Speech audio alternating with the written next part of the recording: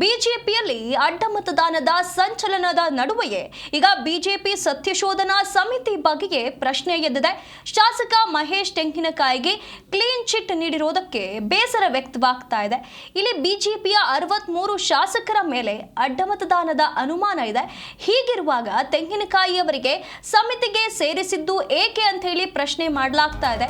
ಅವರು ಅಡ್ಡ ಮತದಾನ ಮಾಡಿಲ್ಲ ಅಂತ ಹೇಳಿ ಹೇಗೆ ನಂಬ್ತೀರಾ ಅಂತ ಹೇಳಿ ಪ್ರಶ್ನೆಯನ್ನ ಮಾಡಲಾಗ್ತಾ ಇರುವಂತದ್ದು. ಬಿಜೆಪಿಯಲ್ಲಿ ನಡೆದಿರುವಂತಹ ಅಡ್ಡ ಮತದಾನದ ವಿಚಾರವಾಗಿ ಈಗಾಗಲೇ ಒಂದು ಸತ್ಯಶೋಧನಾ ಸಮಿತಿಯನ್ನ ರಚನೆ ಮಾಡಲಾಗಿದೆ. ಸಿಟಿ ಇಲ್ಲಿ ರವಿ ಅವರ ಒಂದು ನೇತೃತ್ವದಲ್ಲಿ ಈ ಒಂದು ತನಿಖೆ ನಡೀಬೇಕು ಅಂತ ಹೇಳಿ ಇದರ ನಡುವೆ ಈಗ ಶಾಸಕ ಮಹೇಶ್ ತೆಂಗಿನಕಾಯಿಗೆ ಕ್ಲೀನ್ ಚಿಟ್ ನೀಡಲಾಗಿದೆ. ಅವರು ಕೂಡ ಈ ಒಂದು ಸಮಿತಿಯಲ್ಲಿ ಇರೋದ್ರಿಂದ ಈ ಒಂದು ಪ್ರಶ್ನೆ ಉದ್ಭವವಾಗಿದೆ. ಬಿಜೆಪಿಯ 63 ಶಾಸಕರ ಮೇಲೂ ಕೂಡ ಈಗ ಅಡ್ಡ ಮತದಾನದ ಅನುಮಾನ ಇರುವಂತದ್ದು. ಯಾರು ಅಡ್ಡ ಮತದಾನ ಮಾಡಿದ್ದಾರೆ ಮಾಡಿಲ್ಲ ಅನ್ನೋದ್ರ ಬಗ್ಗೆ ಇನ್ನೂ ಕೂಡ ಮಾಹಿತಿ ಸಿಕ್ಕಿಲ್ಲ. ಇದರ ನಡುವೆಯೇ ಅವರನ್ನ ಯಾಕೆ ಈ ಸಮಿತಿಗೆ ಆಡ್ ಮಾಡಿದ್ದೀರಿ ಅನ್ನುವಂಥ ಪ್ರಶ್ನೆಗಳನ್ನ ಕೇಳ್ತಿದ್ದಾರೆ. ಅವರು ಅಡ್ಡ ಮತದಾನ ಮಾಡಿಲ್ಲ ಅನ್ನೋದಕ್ಕೆ ಪ್ರೂಫ್ ಏನಿದೆ, ಅಷ್ಟು ಈಸಿಯಾಗಿ ಅವರನ್ನ ಏಕೆ ನಂಬ್ತಿದ್ದೀರಾ ಅನ್ನುವಂಥ ಚರ್ಚೆಗಳು ಇಲ್ಲಿ ನಡೀತಾ ಇರುವಂಥದ್ದು. ಬಿಜೆಪಿ ಶಾಸಕರೆಲ್ಲರ ಮೇಲೂ ಕೂಡ ಈಗ ಈ ಒಂದು ಅನುಮಾನ ವ್ಯಕ್ತವಾಗಿರುವಂಥದ್ದು. ಅಡ್ಡ ಮತದಾನ ಯಾರು ಮಾಡಿದ್ದಾರೆ ಅನ್ನುವಂಥ ಸ್ಪಷ್ಟನೆ ಇನ್ನೂ ಕೂಡ ಸಿಕ್ಕಿಲ್ಲ. ಹಾಗಾಗಿ ಇದರ ಬಗ್ಗೆ ಇನ್ನೂ ತನಿಖೆ ನಡಿಬೇಕಿದೆ, ವರದಿ ಬರಬೇಕಿದೆ. ಇದರ ಮುನ್ನವೇ ಇಲ್ಲಿ ಮಹೇಶ್ ತೆಂಗಿನಕಾಯಿ ಅವರನ್ನ ಯಾಕೆ ಈ ಒಂದು ಸಮಿತಿಗೆ ಜಾಯಿನ್ ಮಾಡಿದ್ದೀರಿ ಅನ್ನುವಂಥ ಪ್ರಶ್ನೆಗಳನ್ನ ಎಲ್ಲರೂ ಕೂಡ ಕೇಳ್ತಿದ್ದಾರೆ. ನಿಮಗೆ ಇದರ ಬಗ್ಗೆ ಮಾಹಿತಿ ಇದೆಯಾ? ಯಾರು ಅಡ್ಡ ಮತದಾನ ಮಾಡಿದ್ದಾರೆ, ಯಾರು ಮಾಡಿಲ್ಲ ಅನ್ನುವಂಥ ಮಾಹಿತಿ ಬರುವ ಮುನ್ನವೇ ಇವರಿಗೆ ಯಾಕೆ ಕ್ಲೀನ್ ಚಿಟ್ ಕೊಟ್ಟಿದ್ದೀರಿ ಅನ್ನುವಂಥ ಪ್ರಶ್ನೆಗಳನ್ನ ಈಗ ಕೇಳ್ತಾ ಇರುವಂಥದ್ದು. ಸದ್ಯ ಎಲ್ಲರ ಮೇಲೂ ಕೂಡ ಅನುಮಾನ ಇದೆ. ಅನುಮಾನ ಕ್ಲಿಯರ್ ಆಗೋವರೆಗೂ ಯಾರಿಗೂ ಕೂಡ ಕ್ಲೀನ್ ಚಿಟ್ ಕೊಡಬಾರದು. ಆದ್ರೆ ಇವರಿಗೆ ಯಾಕೆ ಅನ್ನುವಂಥ ಪ್ರಶ್ನೆಗಳನ್ನ ಮಾಡಲಾಗ್ತಾ ಇರುವಂಥದ್ದು. ಅಡ್ಡ ಮತದಾನ ಅವರು ಮಾಡಿಲ್ಲ ಅನ್ನುವಂಥ ನಂಬಿಕೆ ನಿಮಗೆ ಹೇಗೆ ಅನ್ನುವಂಥ ಪ್ರಶ್ನೆಗಳನ್ನ ಮಾಡಿದ್ದಾರೆ. ಅಡ್ಡ ಮತದಾನದ ತನಿಖಾ ಪೂರ್ಣ ವರದಿ ಇನ್ನೂ ಕೂಡ ಸಿಕ್ಕಿಲ್ಲ. ಮಧ್ಯಂತರ ವರದಿಯಲ್ಲಿ ಶಾಸಕರ ಹೆಸರನ್ನ ಉಲ್ಲೇಖ ಮಾಡಿಲ್ಲ. 5+1 ಅಡ್ಡ ಮತದಾನದ ಮಾಹಿತಿಯನ್ನ ಕಲೆ ಹಾಕಲಾಗಿದೆ. ಲಿಂಗರಾಜ್ ಪಾಟೀಲ್ ಅವರಿಗೆ 30 ಮತಗಳನ್ನ ಹಾಕಬೇಕು ಅಂತ ಹೇಳಿ ನಿಯೋಜನೆ ಆಗಿತ್ತು. ಆದ್ರೆ ಇನ್ನೂ ಒಬ್ಬರು ಅವರಿಗೆ ಮತ ಚಲಾವಣೆ ಮಾಡಿರುವಂತ ಶಂಕೆ ವ್ಯಕ್ತವಾಗಿರುವಂತಹ ಕಾರಣ ಜೆಡಿಎಸ್ಗೆ ಹೋಗಬೇಕಾಗಿದ್ದಂತಹ 1 ಮತ ಕ್ರಾಸ್ ಆಗಿರುವಂತಹ ಸಾಧ್ಯತೆ ಇದೆ. ಹಾಗಾಗಿ ಈ ಒಂದು ಕ್ರಾಸ್ ವೋಟಿಂಗ್ ಎಲ್ಲಿಂದ ನಡೆದಿದೆ, ಯಾರು ಕ್ರಾಸ್ ವೋಟಿಂಗ್ ಮಾಡಿದ್ದಾರೆ ಅನ್ನೋದ್ರ ಬಗ್ಗೆ ಇನ್ನೂ ಕೂಡ ತನಿಖೆ ನಡೀತಾ ಇರುವಂಥದ್ದು. ಯಾವುದರ ಬಗ್ಗೆಯೂ ಕೂಡ ಇನ್ನೂ ಕ್ಲಾರಿಟಿ ಸಿಕ್ಕಿಲ್ಲ. ಎಲ್ಲ ಶಾಸಕರಿಗೂ ಕೂಡ ಸಮಿತಿಯಿಂದ ಕರೆ ಹೋಗಿದೆ ಅನ್ನುವಂಥ ಮಾಹಿತಿಗಳು ಬರ್ತಾ ಇರುವಂಥದ್ದು.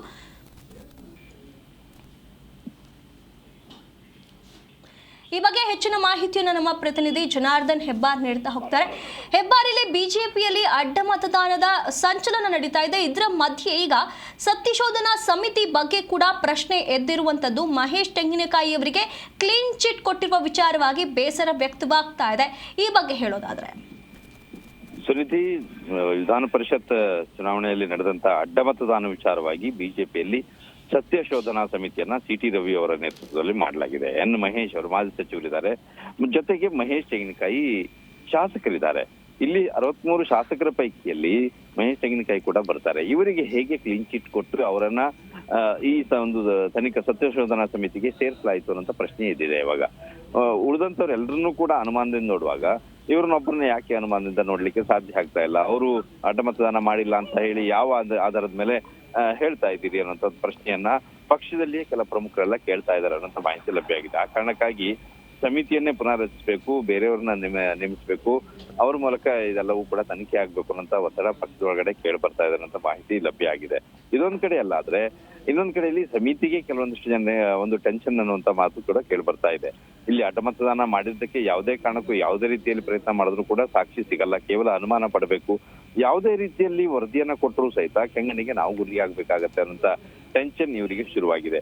ಇದು ನಮ್ಗೆ ಯಾಕಪ್ಪ ಬೇಕಿತ್ತು, ಪಕ್ಷದಲ್ಲಿ ಯಾರಾದ್ರೂ ಬೇರೆ ಹಿರಿಯರಿಗೆ ಕೊಟ್ಟರೆ ಒಳ್ಳೇದಿತ್ತು ಅನ್ನೋಂತ ಮಾತು ಕೂಡ ಈ ಸಮಿತಿಯಲ್ಲಿ ಚರ್ಚೆ ಆಗ್ತಾ ಇದೆ ಅನ್ನೋಂತ ಮಾಹಿತಿ ಇದೆ. ಇದರ ನಡುವೆನೂ ಸಹಿತ ಕೊಟ್ಟಂತ ಜವಾಬ್ದಾರಿಯನ್ನ ನಿಭಾಯಿಸಲೇಬೇಕು ಅಂತ ಹೇಳಿ ಎಲ್ಲಾ ಶಾಸಕರಿಗೆ ಫೋನ್ ಮಾಡಿ ಇವ್ರು ಮಾತಾಡಿದಾರೆ ಅಂತ ಮಾಹಿತಿ ಲಭ್ಯ ಆಗಿದೆ. ಅಡ್ಡ ಮತದಾನದ ಬಗ್ಗೆ ಅವ್ರು ಕ್ರಾಸ್ ಕ್ವಶನ್ ಅನ್ನ ಮಾಡಿದ್ದಾರೆ, ಎಲ್ಲರೂ ಕೂಡ ತಿಳ್ಕೊಳ್ಳೋ ಪ್ರಯತ್ನವನ್ನ ಮಾಡ್ತಿದ್ದಾರೆ ಅಂತ ಹೇಳಿ. ಆದ್ರೆ ಯಾವುದೇ ರೂಪದಲ್ಲಿ ಇವ್ರು ಪ್ರಶ್ನೆ ಮಾಡಿದ್ರು ಏನೇ ಮಾಡಿದ್ರು ಸಹಿತ ಎಲ್ಲರಿಂದನೂ ಕೂಡ ಉತ್ತರ ಬರ್ತಾ ಇರೋದು ನಾನು ಅಡ್ಡ ಮತದಾನ ಮಾಡಿಲ್ಲ, ಪಕ್ಷಕ್ಕೆ ನಿಷ್ಠನಾಗಿದ್ದೀನಿ ಅಂತ ಮಾತಕ್ಕೆ ಬರ್ತಾ ಇದೆ. ಇವರಿಗೆ ಒಂದು ತಲೆನೋವಾಗಿರೋದಂದ್ರೆ ಎಲ್ಲಿ ಏನೇ ಮಾಡಿದ್ರು ಸಹಿತ ಸಾಕ್ಷಿ ಸಿಗಲ್ಲ ಇದಕ್ಕೆ. ಆ ಕಾರಣಕ್ಕಾಗಿ ಈಗ ಸದ್ಯಕ್ಕೆ ಅಡ್ಡ ಮತದಾನ ಯಾರೆಲ್ಲ ಮಾಡಿರಬಹುದು ಅಂತೇಳಿ ಇವರದೇ ಆದ ರೀತಿಯಲ್ಲಿ ಗೆಸ್ ಮಾಡಿ ಈಗ ಒಂದು ಮಧ್ಯಂತರ ವರದಿಯನ್ನ ಕೊಡಬೇಕು ಅಂತೇಳಿ ತೀರ್ಮಾನ ಮಾಡ್ಕೊಂಡಿದೆ ಸಮಿತಿ ಅನ್ನೋಂಥ ಮಾಹಿತಿ ಲಭ್ಯ ಆಗಿದೆ. ಇವತ್ತು ಅಥವಾ ನಾಳೆ ಮಧ್ಯಂತರ ವರದಿಯನ್ನ ಕೊಡ್ತಾ ಇದ್ದಾರೆ. ವಿಜೇಂದ್ರ ಅವರಿಗೆ ಮಧ್ಯಂತರ ವರದಿಯನ್ನ ಕೊಡ್ತಾರೆ. ಆನಂತರದಲ್ಲಿ ಕಾಲಾವಕಾಶನ ಕೇಳಬಹುದು ಅನ್ನುವಂತ ಮಾಹಿತಿ ಸದ್ಯಕ್ಕೆ ಬರ್ತಾ ಇದೆ. ಯಾಕಂದ್ರೆ ಬೇರೆ ಬೇರೆ ಆಯಾಮದಲ್ಲಿ ಒಂದು ಪ್ರಯತ್ನವನ್ನ ಮಾಡಿ ಏನಾದ್ರೂ ಕಂಡುಹಿಡಿಯಲಿಕ್ಕೆ ಸಾಧ್ಯ ಇದೆ ಅನ್ನೋಂಥ ಒಂದು ಪ್ರಯತ್ನವನ್ನ ಮಾಡ್ಲಿಕ್ಕೆ ಸಮಿತಿ ಹೊರಟಿದೆ. ಅಡ್ಡ ಮತದಾನ ಯಾಕಾಗಿ ಮಾಡಿರ್ಬೋದು, ಏನ್ ಮಾಡಿರ್ಬೋದು, ಏನಾದ್ರೂ ಆಮಿಷಕ್ಕೊಳಗಾಗಿರ್ಬೋದು, ಇದೆಲ್ಲವನ್ನು ಕೂಡ ಕೂಲಂಕಷವಾಗಿ ಪರಿಶೀಲಿಸಿ ವರದಿಯನ್ನ ಕೊಡಬೇಕು ಅನ್ನೋ ಪ್ರಯತ್ನದಲ್ಲಿ ಸಮಿತಿ ಇದೆ. ಕೊಟ್ಟಂತ ಜವಾಬ್ದಾರಿಯನ್ನ ಯಶಸ್ವಿಯಾಗಿ ನಿಭಾಯಿಸಬೇಕು ಅನ್ನೋ ಪ್ರಯತ್ನ ಈ ಸಮಿತಿಯದ್ದು. ಈ ಸಮಿತಿಗೆ ಸದ್ಯಕ್ಕೆ ಸಿಕ್ಕಿರುವಂತಹ ಮಾಹಿತಿ ಸುನಿಧಿ, ಇಲ್ಲಿ ಜೆಡಿಎಸ್ ಮತ್ತು ಬಿಜೆಪಿಯಲ್ಲಿ ಕ್ರಾಸ್ ವೋಟ್ ಆಗಿರೋದು ಬಿಜೆಪಿಯಿಂದನೇ ಹೆಚ್ಚು ಅನ್ನೋಂಥ ಮಾತು ಕೇಳಿ ಬರ್ತಾ ಇತ್ತು. ಈ ಸದ್ಯಕ್ಕೆ ಸಿಕ್ಕಿರುವಂತ ಮಾಹಿತಿ ಪ್ರಕಾರ 5+1 ಅಂತೇಳಿ, ಅಂದ್ರೆ 5 ಜನ ಅಡ್ಡ ಮತದಾನ ಮಾಡಿದ್ದಾರೆ, ಒಬ್ಬರು ಅಸಿಂಧುಗೊಳಿಸಿದ್ದಾರೆ ಮತವನ್ನ ಅನ್ನುವಂತ ಮಾಹಿತಿ ಸದ್ಯಕ್ಕೆ ಸಿಕ್ಕಿರೋದು. ಜೆಡಿಎಸ್ಗೆ 3 ಮತಗಳನ್ನ ಬಿಜೆಪಿಯಿಂದ ನೀಡಲಾಗಿತ್ತು. ಹೆಚ್ಚುವರಿ ಮತ ಇರುವಂತಹ ಮತಗಳನ್ನ ಜೆಡಿಎಸ್ಗೆ ನೀಡಬೇಕು ಅಂತ ಪ್ಲಾನ್ ಮಾಡ್ಕೊಂಡಿದ್ರು. ಆ ಪೈಕಿಯಲ್ಲಿ ಕೇವಲ 1 ಮತದಾನ ಮಾತ್ರ ಅಡ್ಡ ಮತದಾನ ಆಗಿರುವಂತ ಸಾಧ್ಯತೆ ಅಂತೇಳಿ ಇವರು ಸದ್ಯಕ್ಕೆ ಲೆಕ್ಕಾಚಾರವನ್ನ ಹಾಕಿದ್ದಾರೆ. ಲಿಂಗರಾಜ್ ಪಾಟೀಲ್ ಅವರಿಗೆ 30 ಜನ ಮತ ಹಾಕಬೇಕು ಮೊದಲನೇ ಪ್ರಾಶಸ್ತ್ಯವನ್ನ ಅಂತೇಳಿ ಪ್ಲಾನ್ ಮಾಡ್ಕೊಂಡು ಲಿಸ್ಟ್ ಅನ್ನ ಮಾಡಿದ್ರು. ಆದ್ರೆ ಅಲ್ಲಿ 30ಕ್ಕಿಂತ ಹೆಚ್ಚು ಮತಗಳು ಬಂದಿರುವ ಸಾಧ್ಯತೆ ಇದೆ. ಅಂದ್ರೆ 31 ಮತಗಳು ಅವರಿಗೆ ಬಿದ್ದಿರೋದು. ಅಂದ್ರೆ 31 ಜನ ಮತ ಹಾಕ್ಲಿಕ್ಕೆ ಹೊರಟಿದ್ದಾರೆ. ಅದರಲ್ಲಿ 4 ಜನ ಲಿಂಗರಾಜ್ ಪಾಟೀಲ್ ಅವರಿಗೆ ಅಡ್ಡ ಮತದಾನ ಮಾಡಿದ್ದಾರೆ ಅಂತ. ಮೊದಲು ಎಲ್ಲರೂ ಕೂಡ ಅಂದ್ಕೊಂಡಿದ್ದು 30 ಜನರಲ್ಲಿ 3 ಜನ ಅಡ್ಡ ಮತದಾನ ಮಾಡಿದ್ದಾರೆ ಅಂತೇಳಿ. ಆ ನಂತರದಲ್ಲಿ ಇವರಿಗೆ ಸಿಕ್ಕಂತ ಒಂದು ಸಣ್ಣ ಮಾಹಿತಿ ಏನಂತಂದ್ರೆ, ಜೆಡಿಎಸ್ಗೆ ಕೊಡಬೇಕಾದಂತ ಮತವನ್ನ ಜೆಡಿಎಸ್ಗೆ ಕೊಡ್ತೇನೆ ಲಿಂಗರಾಜ್ ಪಾಟೀಲ್ ಅವರಿಗೆ ಕೊಟ್ಟಿದ್ದಾರೆ ಒಬ್ರು. ಆ ಕಾರಣಕ್ಕಾಗಿ ಇಲ್ಲಿ 3 ಜನ ಅಲ್ಲ 4 ಜನ ಮತದಾನ ಮಾಡಿರೋದು ಸ್ಪಷ್ಟ ಅನ್ನೋಂಥದ್ದು ಈಗ ಸಮಿತಿಗೆ ಸದ್ಯಕ್ಕೆ ಸಿಕ್ಕಿರುವಂತಹ ಮಾಹಿತಿ.